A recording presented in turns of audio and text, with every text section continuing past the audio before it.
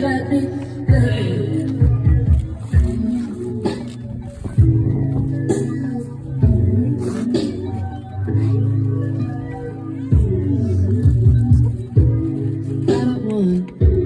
so serious. You are taking me away from all this hate. All it takes is your arms, your smile. I let you relate to me closer than I've ever been. I want you around me, always, always. Oh, I want you. I love you. Daddy, daddy, daddy. Oh, I want you. Jason, we've done our best. She's all yours now. Godspeed and don't screw it up.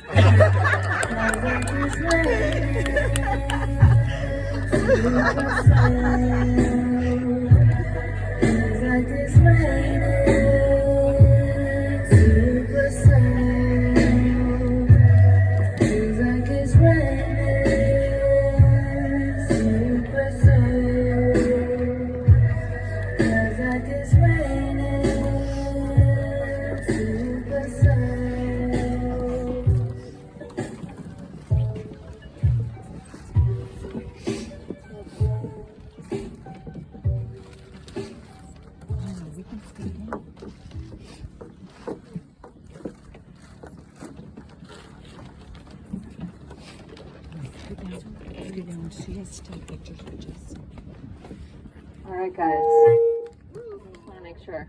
I'm still part of the imagery over here. It's hard to compete with this. Good Lord. These are some really amazing looking people here.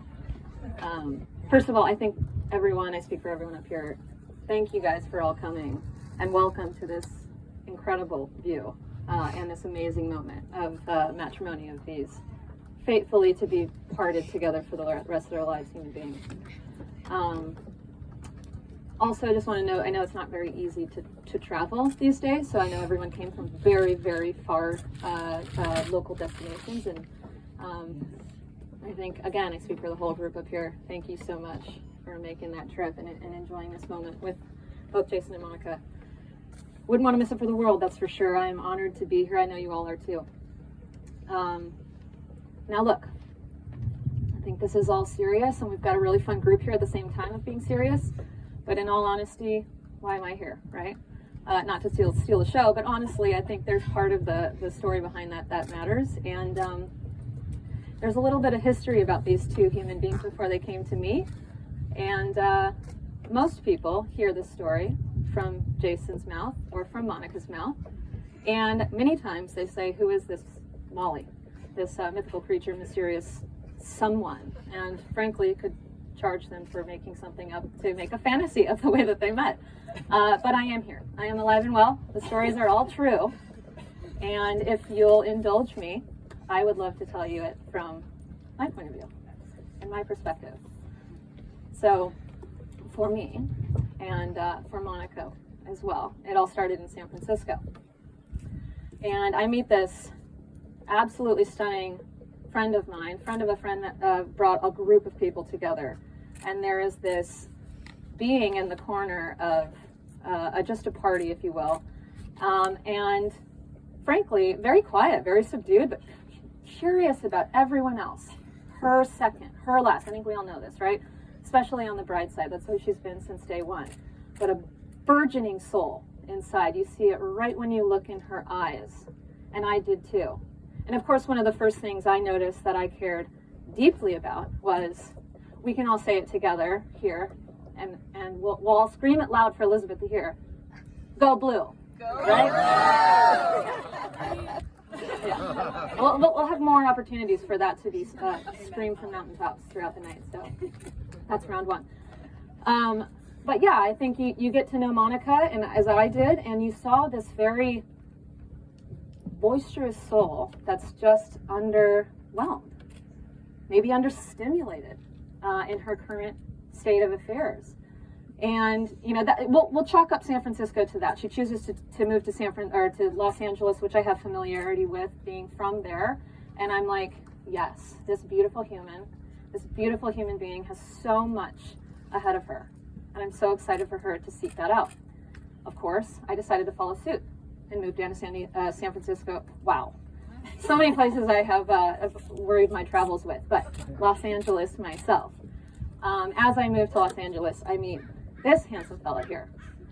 And, I come from a sales background myself, so I meet this guy who personally coins his work laptop as the cash register. And I say, wow, okay. And I've seen them all, folks, from New York to LA to San Francisco and back. And this guy was like, all right, and aptly named, right? He's a masterful salesperson. Okay, let's be real. But then I say, hold up, whoa. This guy's got some depth. Hold on a minute. And one of the most eternally optimistic people I have ever met in my life. It was inspiring to just be around him, to look in every purview, any vantage point, and put almost, if you will, illustratively, put a slide of a glass in front of you that says, these are all optimistic possibilities when the world's throwing us pessimistic worlds at this like constant frequency that none of us really want to be a part of, right?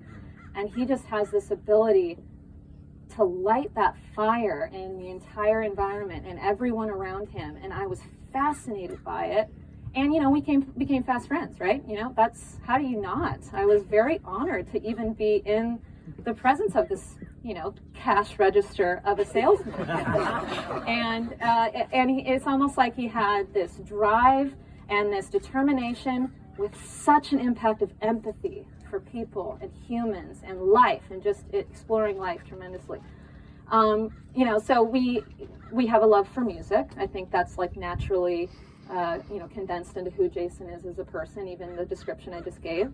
And so we just go on concerts, right? You guys read this, you all know this story, but on the website you could have read it, on your invite you could have read it. We go to the Troubadour, to one of his favorite bands that I've never heard of, but, I'm interested. And we walk up, and fatefully, how would this happen? I haven't even seen Monica in LA yet. I've only last seen her in San Francisco.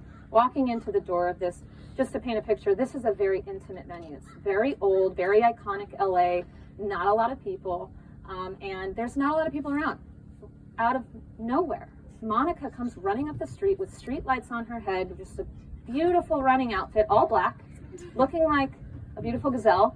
And we're just like both struck, like, oh my God. I'm like, Monica. And of course, we're quite focused on the concert, so the conversation doesn't last too long. But that was the first interference. I wouldn't say the most impactful interference, am I right? But that was the first interference of these two that I just saw it immediately. It's almost like I saw something that they didn't yet see. And as fate would have it, we had another opportunity to bring these two beautiful human beings together in my neck of the woods on the east side of LA. And if you know east side to west side LA, it is not easy to commute.